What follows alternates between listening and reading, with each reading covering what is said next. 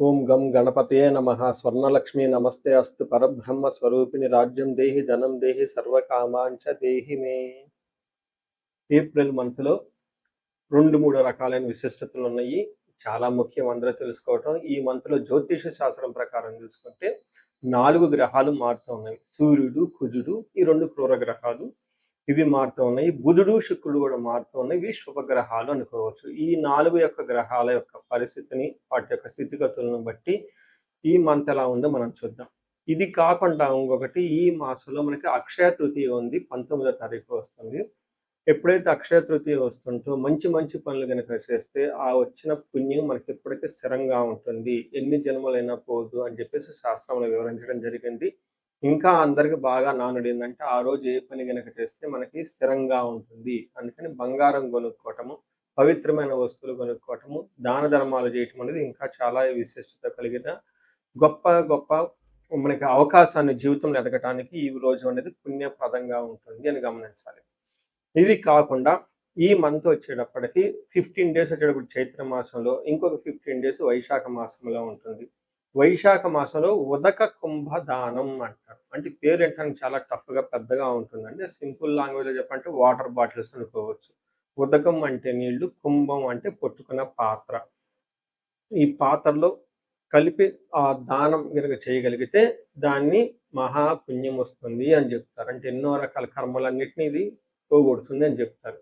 ఉదాహరణకు మేము మా క్లయింట్కి ఒకళ్ళకి బెంగళూరులో ఈ ఉదక కుంభదానాన్ని 2-3 సంవత్సరాల క్రితం చేస్తాము. ఏం చేయాలి? ఒక రాగి చెంబు తీసుకొని దాని నుంచి మంచి నీళ్లు పట్టుకొని అందులో ఒక యాలుకాయ కానీ ఒక లవంగా కానీ వేసి దానికి కొంచెం పట్టిక కానీ ఏదన్నా బెల్లం కానీ అందులో కొంచెం కలిపేసి ఆ చెంబుకి లేదంటే ఆ పాత్రకి మనం పసుపు కుంకుమ పెట్టి ఆ పాత్రతో సహా ఎవరికైనా సద్బ్రాహ్మణులు కానివ్వండి, వేద పండితులకు కానివ్వండి, పితృ సమానులకు కానివ్వండి, లేదా గురువు సమానులకు సంబంధించిన వాళ్ళకి కానీ మనం ఆ పాత్ర దానం చేయగలిగితే దాన్ని ఉదక కుంభ దానం అంటారు. ఇలా చేయగలిగితే సూపర్. అలా చేయలేని వాడు కూడా దానికి మీరేం నిరుత్సాహపడిన అవసరం లేదు. 2 ఇయర్స్ బ్యాక్ ఎప్పుడైనా ఒక వీడియోలో చెప్తే ఇది ఏం చెప్పానంటే, వాళ్ళకి వాటర్ బాటిల్స్ దొరుకుతాయి. మనకి చలివేంద్రాలని అవి ఇవిని పెడుతూ ఉంటారు పూర్వకాలంలో. ఇప్పుడు ఆ రోజు అలా పెడితే ఎవరు వాటిని కూడా చూడరు, తాగరు. ఎందుకంటే ఎక్కడ మనం ఏ కంటామినేటెడ్ వాటర్ తాగుతాము, ఏమవుతుంది, ఏ హాస్పిటల్కి వెళ్తే మళ్ళీ 2-3 వేల బిల్లు అవుతుందని చెప్పేసి అందరూ భయపడుతూ ఉంటారు. కాబట్టి బెస్ట్ థింగ్ ఏంటంటే బ్రాండెడ్ వాటర్ బాటిల్స్ ఉంటాయి. అవి చక్కగా తీసేసుకొని అందరికి దానం చేసుకుంటా వెళ్ళిపోతూ ఉంటే అదే పుణ్యం వస్తుంది. ఇప్పుడు కాలమాన దేశ పరిస్థితులకు అనుగుణంగా మార్చి చేసుకుంటే చాలా బాగుంటుంది. ఇది నేను చెప్పడంతో 2 ఇయర్స్ బ్యాక్ ఒక లేడీ నాకు ఫోన్ చేసి, మీరు చెప్పిన ఉదక కుంభదానాన్ని వాటర్ బాటిల్స్ నేను నా నా కార్లో పెట్టుకొని తీసుకుని వెళ్ళానండి. అందరికి చక్కగా ఇచ్చుకుంటూ వెళ్ళిపోయాను. అందరు థ్యాంక్స్ చెప్పారండి అని చెప్పారు. ఇలా మీరు చక్కగా నీళ్ళని, వాటర్ బాటిల్స్ వీటిని కనుక దానం చేస్తే చాలా చాలా కలిసి వస్తుంది. నమస్తే. కన్యరాశి కనుక మనం చూస్తే ఈ ఏప్రిల్ మంత్లో చాలా చాలా బాగుంది. ఈ రాశి వాళ్ళకి చాలా ఫేవరబుల్గా ఉంది, అనుకూలంగా ఉందని మనం చెప్పొచ్చు. ముఖ్యంగా ఈ రాశిలో ఉన్న నక్షత్రాలు ఉత్తర 2, 3, 4 పాదాలు, హస్త 1, 2, 3, 4 పాదాలు, చిత్త 1, 2 పాదాలు అంతా ఇందులో ఉంటుంది. పేరు బలం కనుక చూసుకుంటే టో, పా, పీ, పు, షం, న, టా, పే, పో అన్న లెటర్స్ ఈ కన్యరాశిలో ఉంటారు. 4 గ్రహాలు మారటంతో 4 గ్రహాలకి 3 గ్రహాలు చాలా అనుకూలంగా ఉన్నాయి. మిగతా 2 గ్రహాలు కూడా చాలా మిక్స్డ్గా ఉన్నాయి, బాగున్నాయి అని మనం చెప్పొచ్చు. ఇందులో ముఖ్యంగా కన్యరాశి కదా మనది. ఇందులో ఫస్ట్ ఈ యొక్క గ్రహాల యొక్క స్థితిగతులను బట్టి మనం చూస్తే సూక్ష్మ గోచారం, లఘు గోచారం అన్న కాన్సెప్ట్ చూస్తే వీళ్ళకి సూర్యుని వల్ల తీర్థయాత్రలు చేసే అవకాశం ఎక్కువగా ఉంటుంది. తర్వాత సూర్యుడి వల్ల కొంచెం హెల్త్ కాంప్లికేషన్స్ ఉండే అవకాశం ఉంటుంది. కుజుని వల్ల అనుకోని విధంగా కొంచెం జ్వరము లాంటి హెల్త్ రిలేటెడ్ కాంప్లికేషన్స్ ఉంటుంది. బుధుడు 7వ ఇంట్లో ఉండటంతో మీరు ఏదైనా పనులు చేస్తుంటే మీకు వ్యతిరేకంగా ఉండే అవకాశం ఉంటుంది. కానీ 9వ స్థానంలో శుక్రుడు ఉండటంతో గెయిన్ ఆఫ్ హ్యాపీనెస్ అంటే మహాభాగ్య యోగం ఉంటుంది అని మనం చెప్పుకోవచ్చు. అంటే ఓవరాల్గా ఏం చెప్పాలంటే ఈ మంత్ మీకు చాలా సక్సెస్ఫుల్ అయితే ఖచ్చితంగా ఉంటుంది. మధ్యలో కొన్ని విషయాల్లో మీకు ఆటంకాలు ఉంటాయి. అవి కూడా మీ స్వహస్తాలతో మీ వల్ల మీరు తెచ్చుకునే ప్రాబ్లమ్స్ ఎక్కువ అని గమనించాలి. మనకి సూర్యుడు 8థ్ హౌస్‌లో ఉంటే దుర్దోష శత్రు సంవాద అంటే మీకేమవుతుందంటే అప్పటిదాకా చక్కగా బాగా ఎళ్తున్న వాళ్ళు ఏదో ఒక చెడు ఆలోచనలొచ్చేసి దీన్ని ఎవరు చూస్తారులే, దాన్ని ఎవరు చేస్తారు, ఒక స్మార్ట్ వర్క్ చేసేద్దాము. అప్పటిదాకా రూల్స్ నిర్మబద్ధంగా ఉన్నవాళ్ళు ఆ నియమాలు మొత్తం పగలగొట్టేసుకొని బయటికెళ్ళే అవకాశం ఎక్కువ ఉంటుంది. అంతేకాకుండా శత్రు సంవాదం. శత్రువులతో మీరంతా మీరే ఎళ్లి గొడవలు పెట్టుకొని, గొడవలు కొని తెచ్చుకునే అవకాశం ఎక్కువ ఉంటుంది. కొంచెం జాగ్రత్తగా ఉండాలి. గమన, గమన, వ్యయం, వ్యధ అంటే ఎక్కడైనా ట్రావెల్ చేస్తే మీకు పెద్ద కలిసొచ్చే అవకాశం ఉండదు. ముఖ్యంగా ఇంకొకటి దుఃఖ వార్త శృతం చైవ అంటే మీరు ఒక చెడు వార్త వినే అవకాశం ఎక్కువ ఉంటుంది. ధనాన్ని కూడా కోల్పోయే అవకాశం ఎక్కువ ఉంటుంది. జాగ్రత్తగా ఉండాల్సిన టైం మీకు. అలానే 7వ స్థానంలో కుజుడు ఉండటంతోటి అన్న వస్త్రాది రాహిత్యం, బంధుభిః, కువార్త, పుత్ర భాతృణాం క్రోధ అని చెప్తారు. అంటే ఈ టైంలో కొంచెం ఫుడ్ టయానికి తినకుండా అటు ఇటు బాగా కష్టపడుతూ టెన్షన్‌గా తిరిగే అవకాశం ఎక్కువగా ఉంటుంది. అగైన్ మీకు కుజుని వల్ల కూడా ఒక వినకూడని వాకిన అవకాశం ఎక్కువ ఉంటుందని జాగ్రత్తగా ఉండాలి. అయితే ఇక్కడ ఇందులో పాజిటివ్ న్యూస్ ఏందంటే ప్రొఫెషనల్ మ్యాటర్స్‌లో చాలా సక్సెస్‌ఫుల్‌గా కెరీర్ చాలా గ్రోత్‌గా ఉంటుంది.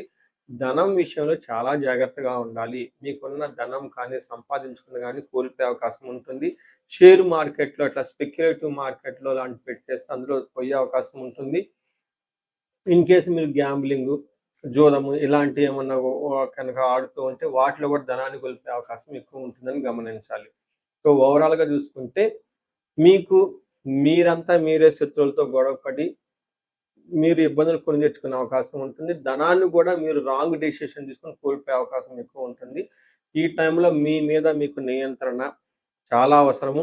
పెద్దవాళ్ళు చెప్పిన మాటలు వినటము, లేదంటే ధర్మబద్ధంగా ఉండటం ఈ టైంలో చాలా చాలా ఇంపార్టెంట్.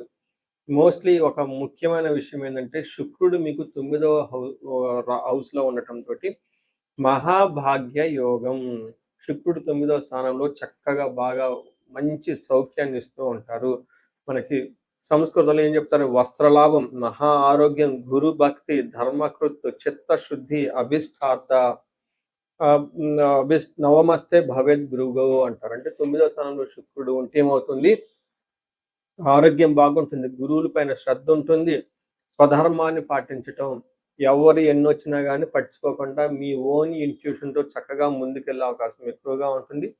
వీటితో పాటు లవ్, రొమాన్స్ ఇలాంటి విషయాల్లో చాలా బాగుంటుంది. ఇన్ కేస్ ప్రేమికులు ఎవరైనా ఉంటే ఇదొక మంచి టైం మీ యొక్క ప్రేమని వాటిని బయట వాళ్ళకి ఎక్స్‌ప్రెస్ చేయటానికి, లేదంటే పెద్దవాళ్ళతో మాట్లాడి వివాహానికి సంబంధించిన పనులు గనుక చూసుకుంటే ఇది చాలా మంచిది. ఈ టయాన్ని చక్కగా సద్వినియోగం చేసుకోవాలని కోరుకుందాం.